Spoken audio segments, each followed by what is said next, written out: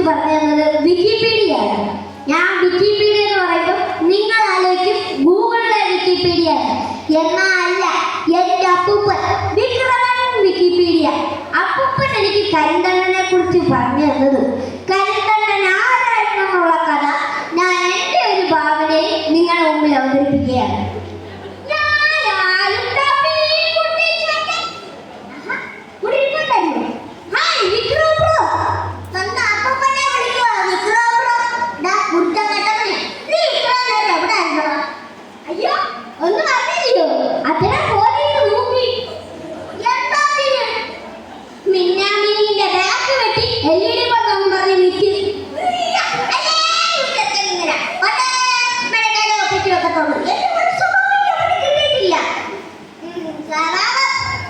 കുപിടുത്ത കോഴി അപ്പുറത്തെ വീട്ടിൽ പോയി മുട്ടയിട്ടെന്ന് പറഞ്ഞു ആ കോഴിയുടെ കൂട്ടി ശെലോട്ടെ പൊട്ടിച്ചു വെച്ച മോനായിട്ടാണ് പറയുന്നത്.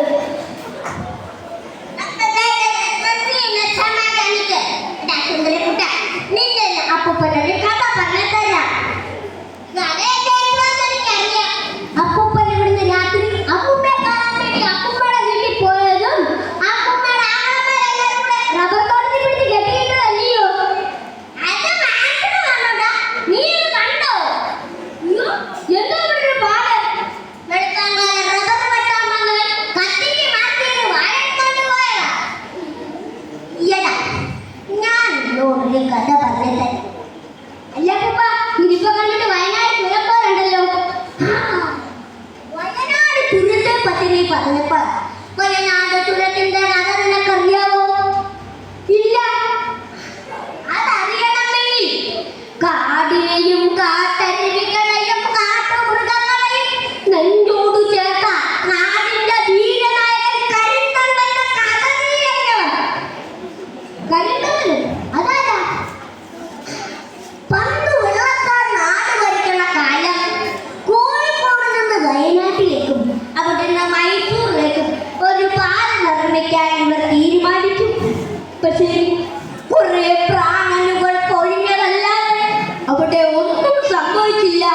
അങ്ങനെ ഇരിക്കുകയാണ് കരിന്തണ്ണൻ എന്ന കാട്ടുമൂപ്പനെ പറ്റി അവർ അറിയുന്നത്. അവിടെ തുടങ്ങുകയാണ് കരിന്തണ്ണന്റെ ജീവചരിത്രം. അഭയം തേടി വന്ന പറണികൾ അടക്കി ഭരിച്ച ബുദ്ധി സാമ്രാജ്യത്തിന്റെ ചരിത്രം.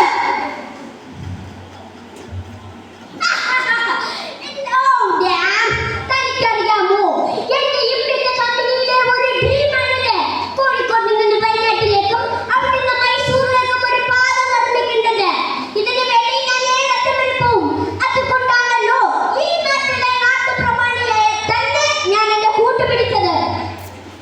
എടോ സായിപ്പേ, ഞാനൊരു കാര്യം പറയട്ടെ. താൻ എന്നോട് പറഞ്ഞ കാര്യങ്ങളല്ല ഞാൻ ചെയ്തു. ഞാൻ ആൾക്കാരെ കൊണ്ടുവന്നു. ഞാൻ കൊണ്ടുവന്ന ആൾക്കാരെല്ലാം കൂടെ കാട്ടുമൃഗങ്ങൾ ആക്രമണത്താൽ മരിച്ചുപോയെന്ന്. നിങ്ങളെ കുറെ ആൾക്കാർ മരിച്ചുപോയില്ലേ? എടോ തനിക്കറിയാമോ ഇത് എന്റെയും എന്റെ കമ്പനിയിലെ ഒരു ഡ്രീമാണ്.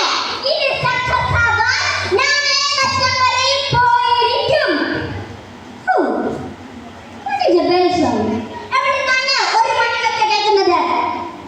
മണികച്ച് എടോ സായിപ്പേ, അതിവിടുത്തെ കാട്ടുമൂപ്പൻ കരിന്തണ്ണൻ പശുക്കളെ കഴിച്ചാണ് വന്നതാ.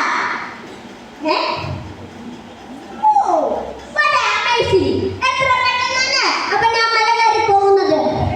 അതെ, അവനെ നമുക്ക് വേണം. അവനെ ഇവിടെ നമ്മുടെ അടുത്ത് കൊണ്ടുവന്നു കഴിഞ്ഞാൽ നമ്മുടെ പ്ലാൻ സക്സസ് ആവും. പെട്ടെന്ന് വിളിച്ചോണ്ട് വരും. ശരിയായിട്ടേ തമ്പ്രാൻ എന്നെ വിളിച്ചിരുന്നു. മിസ്റ്റർ കരിന്തണ്ണൻ, എനിക്ക് തന്നോടൊരു കാര്യം പറയാനുണ്ട്. അതായത് ഞങ്ങളുടെ കമ്പനി കോഴിക്കോടിൽ നിന്ന് വയനാട്ടിലേക്കും അവിടെ നിന്ന് മൈസൂരിലേക്കും ഒരു പാലം നിർമ്മിക്കാൻ തീരുമാനിച്ചിരിക്കുന്നു.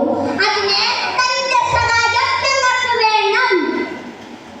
ഞങ്ങളെ തച്ചിലകം വന്ന പരദേശികളെ ചമ്പുകൊണ്ടും ചോര കൊണ്ടും തളർത്തിയ പൂർവികരുടെ മണ്ണാണിത്.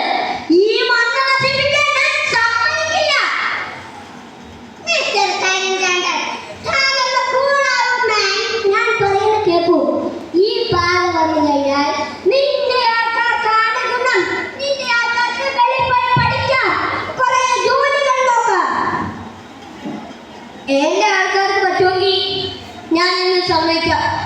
വരും. അങ്ങനെ കരിന്തണ്ടന്റെ സഹായത്താൽ അവരാ പാത നിർമ്മിച്ചു. എന്നിട്ട് എന്താ സംഭവിച്ചെന്ന് അറിയണ്ടേ?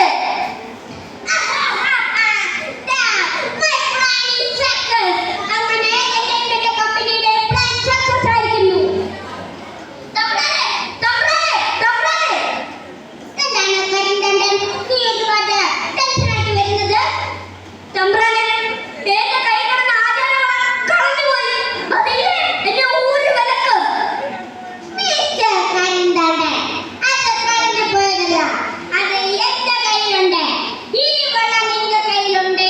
നിന്നെ കൊല്ലാൻ പറ്റത്തില്ലെന്നുള്ള കാര്യം നിന്റെ ആൾക്കാരുടെ കയ്യിൽ തന്നെ ഞാൻ മനസ്സിലാക്കിയിരിക്കുന്നു. തമ്പ്രാനെ, എന്തിനാ എന്നെ കൊല്ലുന്നത്? എന്തിനാ തമ്പ്രാനെ എന്നെ കൊല്ലുന്നത്?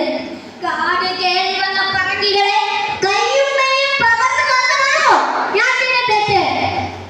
മിസ്റ്റർ കരിന്തണ്ടൻ, നീ ഒരു പോരാളിയാണ്.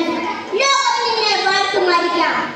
കാടിനെ പോരാടി കനകത്തിലേക്ക് വഴി കാണിച്ചവൻ എന്ന നീ എന്ന കർത്തവൻ അറിയപ്പെട്ടു. അവിടെ ഞാൻ തോറ്റുപോകും. ഈ പാത ഒരുങ്ങാനായി ഞാൻ ഒഴുക്കിയ വിയർപ്പും കണ്ട കിനാവുകളല്ല യാതൊരു അർത്ഥമില്ലാതായി പോവും. അവിടെ നിന്റെ വീടിയായിരിക്കും വാക്കുകളൊക്കെ ഉയരുന്നത്. അവിടെ ഞങ്ങൾക്ക് വേണ്ടി സംസാരിക്കാൻ ആരും കാണില്ല. കൊന്നോളൂ, കൊന്നോളൂ തമ്പ്രാനെ എന്നെ. എന്റെ ജനതയ്ക്ക് വേണ്ടതാണല്ലോ ഈ പാത ഒരുങ്ങിയത്. എന്നെ കൊന്നോളൂ, ഞാൻ സന്തോഷത്തോടെ മരിച്ചോളാം. എന്നാര് പറഞ്ഞു? നിന്റെ നാട്ടിന്ന് നിന്നുള്ള വ്യാപാര സാധനങ്ങൾ കൊണ്ടുപോകാനും ടിപ്പുവിനോട് യുദ്ധമുണ്ടാക്കാനും വേണ്ടിയാണ് എന്റെ കമ്പനി ഇവിടെ ഈ പാത നിർമ്മിച്ചിരിക്കുന്നത്. ഈ കഥയെ ആരും അറിയാതിരിക്കാൻ വേണ്ടി കരിന്തണ്ടന്റെ കഥ ഇവിടെ അവസാനിക്കട്ടെ. ചുരം തീർത്ത കരുത്തിൽ ചുരം തീർത്തവന്റെ ചങ്കിലെ ചോപ്പ്. കിഴക്കിനെ കൂട്ടിയിണക്കാൻ വെള്ളക്കാരൻ വഴികാട്ടും. ഒടുവിൽ ബ്രിട്ടീഷ് ചതിയുടെ വെടിയൊച്ചയിൽ പ്രാണൻ വെടിഞ്ഞ പണിയ മൂപ്പൻ കരിന്തണ്ടൻ. ഇത് 9 വളവുകൾ കയറിയുള്ള ഈ യാത്രക്കിടയിൽ കാടിന്റെ മാന്ത്രികത നിങ്ങൾ അനുഭവിക്കുന്നുണ്ടെങ്കിൽ അതിന്റെ ശ്വാസത്തിന്റെ ഗന്ധമാണ്. അതിന്റെ